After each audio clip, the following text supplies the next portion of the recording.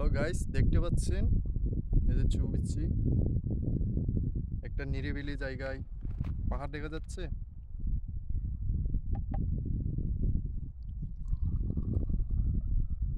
Wow বন্ধুরা, wow wow.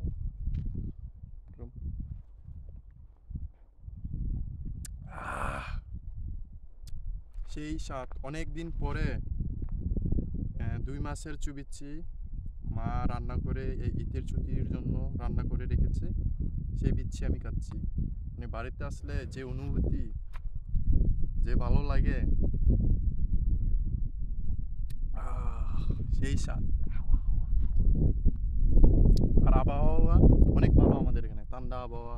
এই যে পাহাড়গুলো দেখেন, এই নিরিবিলি জায়গাতে আপনি যদি এক গ্লাস বিচ্ছি খেতে পারেন প্রতিদিন, তাহলে কি শান্তি লাগে! আহা, জীবন।